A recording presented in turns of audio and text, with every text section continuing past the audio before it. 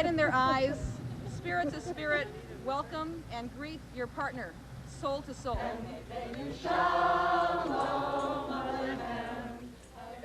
In its first summer, the Woodstock Center for Healing and Renewal offered a program of Jewish and interfaith study and experience in a serene, natural setting in New York's Catskill Mountains. The center brought together a faculty of renowned teachers and scholars for a series of week-long seminars which attracted a diverse group of participants from around the country. I'm Rabbi Stephen Arnold from Poughkeepsie. My name here is Shimshon Avner, my Hebrew name, which is more me. I'm Barry Barkin. I come from Berkeley, California. I work in healthcare. Okay, I'm Diane Bloomfield, and I'm living in Boston, and I don't like talking to cameras. I'm just going to put that out. My name is Javezia Schreckenberg. I'm a professor of molecular neurobiology. I'm teaching at Georgian Court College in Lakewood, New Jersey. I'm Arnold Buchheimer. I'm a retired psychologist and university professor. And I teach Torah. I've been teaching Torah for about 6 years, 7, 8, 9, something like that. And I'm also very into yoga and body work. So at 8 o'clock, we have Eliyahu will be leading Jewish meditation again in the meditation room. And also yoga will be happening downstairs here at 8 o'clock. And then as part of the davening.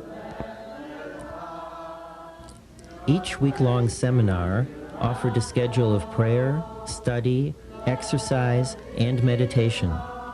This tape will present representative moments from one week in August, which featured 4 well-known spiritual teachers, including Buber scholar Paul Mendes-Flohr from Jerusalem, Jewish activist and author Arthur Waskow, Dominican priest and mystic Matthew Fox, and you survive in order to play. and Rabbi Zalman Schachter Salome, founder of the Pneor Fellowship for Jewish Renewal. Blessed art thou, O Lord, who teachest me thy Torah.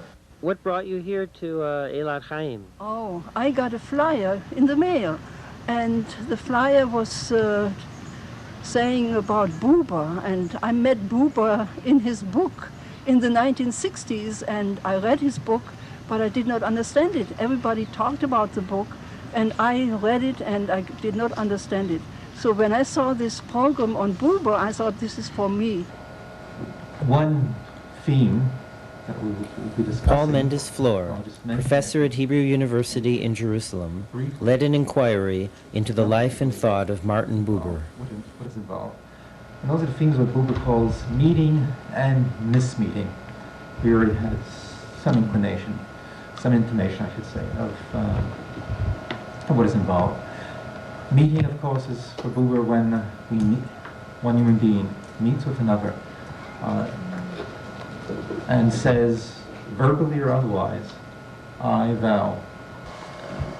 I've been reading Martin Buber about every 3 or 4 years, I and thou, since I was in college, and here's a chance to study it with maybe, one of the 3 or 4 greatest Buber scholars in the world. But the lesson they taught him was something very simple. Again, emerging from the First World War, the horror of the First World War, they had concluded that one of the sources leading to the madness, leading to the evil, and evil it was, known as the First World War, was a tendency of Western society to separate the sacred from the profane, to separate politics from morality.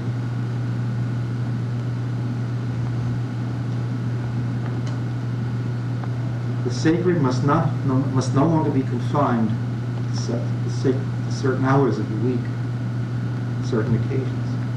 The sacred must be the imperative of every hour, of every occasion. We must free spirit from the confining precincts of the ecclesia, of the synagogue.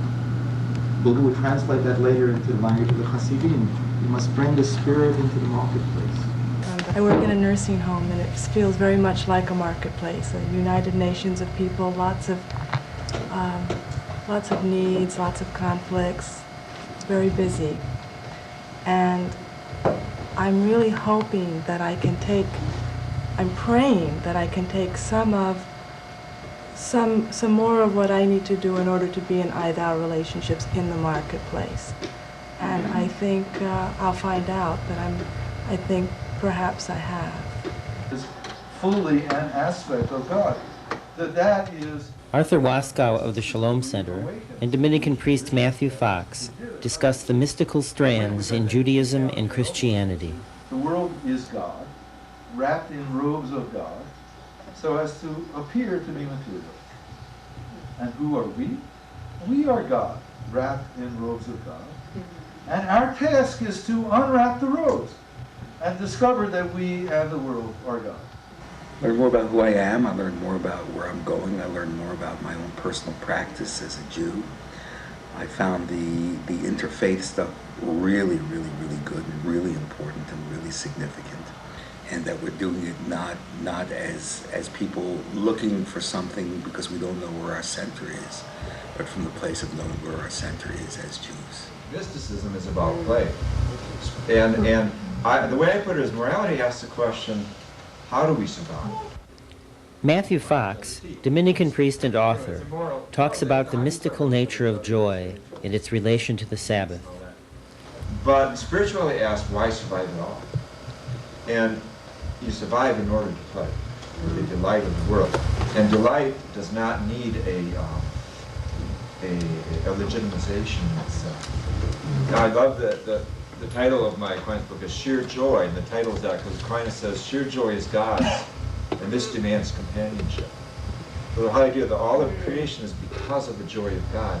And hey, we're invited to this too.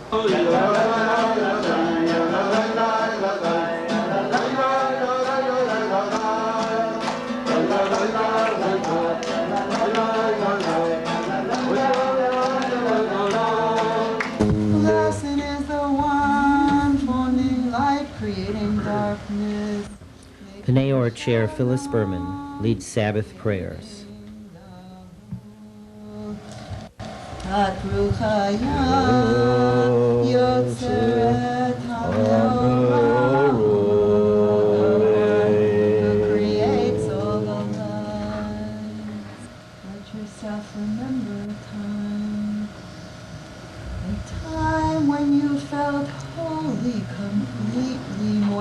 Could have ever dreamed possible, so fully loved. Please God, we should all have had at least one such moment in our lives. And let that memory of the love fill that inner life. And we're going to remember it and let it remember us, so we have that love to give back. As we chant the words, with great love you have loved us, and in Hebrew we say, Ahava Rabba Ahavtanu.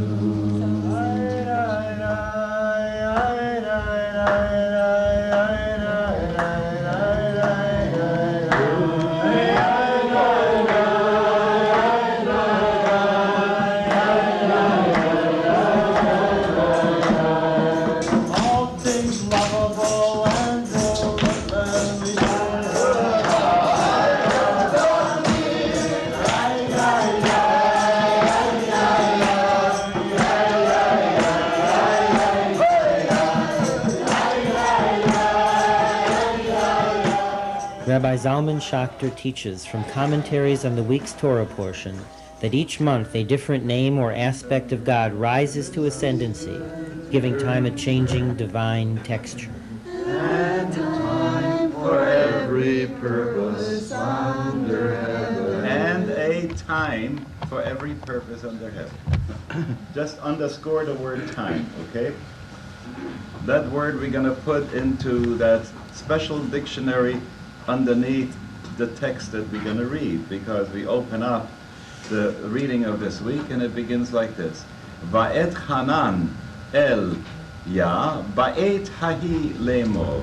And I entreated God at that time. Now notice here the word time jumps out at us. Hey, hey, Yud Aleph makes what? A word. What's the word? Hahi. Hahi. Right? Va'et Hanan el Adonai ba'et hahi le'emor. And I entreated God at the hahi time. Okay? Now I go to his text so that you can see how this comes out. All right? In other words, the time has texture, and if you are aware of the texture of time, then the liturgical calendar begins to make a different kind of sense, because then you realize why things have to be in the spring that are in the spring, and why things have to be in the fall that are in the fall, because this is how the permutations of divine names operate, and if you have the right key, then prayers are answered. Anybody who wants to come to terms with a personalistic approach and tradition would find a responsive environment and chord here. Meeting Zalman and Offer Roscoe and listening to the discourses and participating in Shabbat. I mean, it's a very rich experience. It's very lovely and very beautiful. And, it gets me thinking about my own Jewishness and where I am on the spectrum. It's helpful to enter into a sustained Sabbath atmosphere such as this, which existed even before the Sabbath, and to learn and to be part of a Jewish community, which I've never been in my whole life. I do not consider time for myself. I give my time to my students, and I'm there anytime they need me. But there is also some time needed where we can replenish ourselves. And this week was a total replenishment of the needs we have to have or fulfilled in order to meet our students and the world in a more meaningful way.